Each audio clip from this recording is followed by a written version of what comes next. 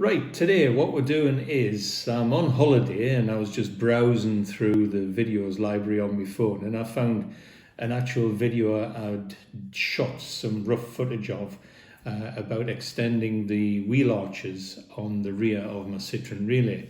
Now, of course, these come as a factory fit on an L4 Citroen Relay and not on an L3. Now, our van actually is an L3, but sadly I'd had two incidents. I had a little incident with a sandstone gate post on the driver's side and another incident with another gate post on the near side, and I'd scratched up the paint and actually dented the wheel arch on the off side of the van, and I didn't relish the prospect of filling and sanding and painting and everything that goes with that. So I decided to have a go to see if I could make some of these L4 wheel arch extensions actually fit onto the L3 van.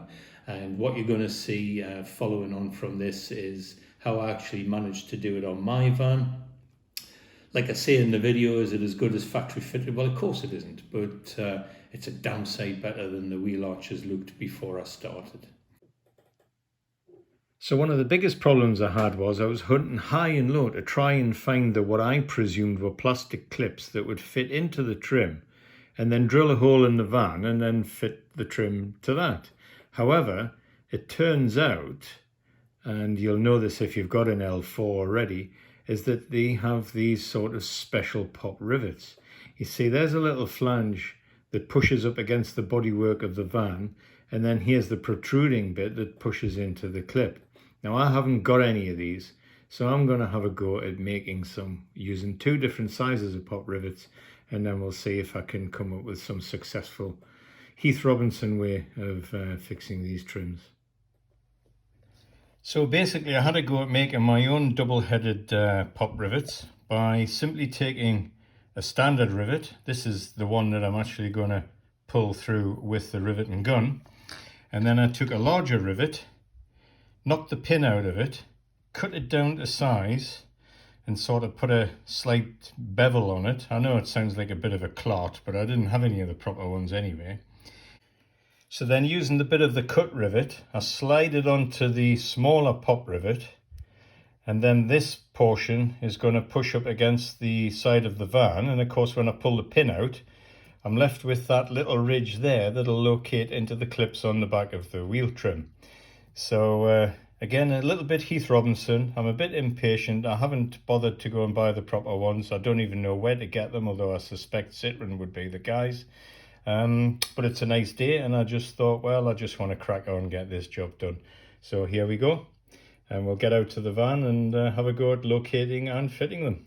So on this, which is the undamaged side, I'm going to offer up the trim to the wheel arch, and you'll see how it sort of naturally wants to fit, and the holes in the wheel arch trim do align up with these holes on the inside of the bodywork wheel arch.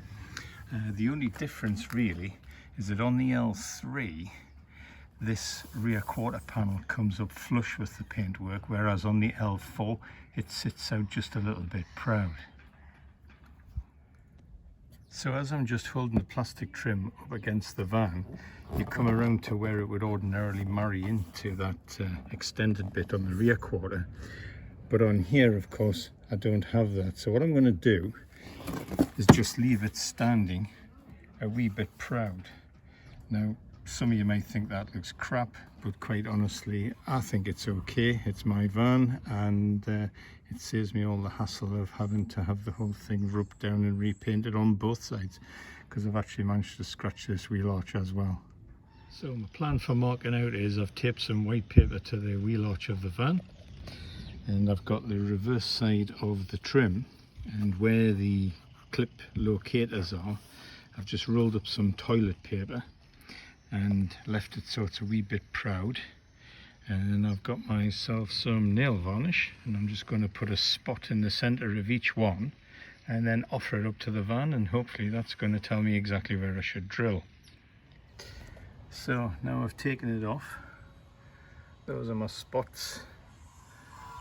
There's a couple where I had forgotten to put paper, but there he is just there, and another one just down here. So I'm going to get the drill out and go to the point of no return. Okay, so the holes are drilled, and just before I put those rivets in, what I need to do is get my trusty tin of black smooth right out, put a couple of spots in there just to cover up the bare edges, and then we'll get the rivets on and then try it for size and see if I've actually stuck it in the right place. So here's my little homemade double-headed pop rivets all in place now.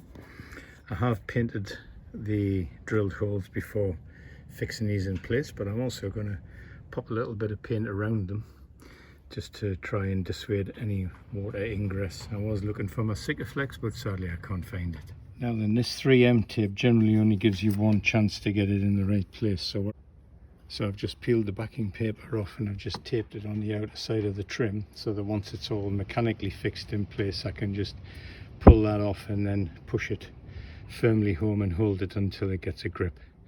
And as I say, hopefully that'll all be in the right place.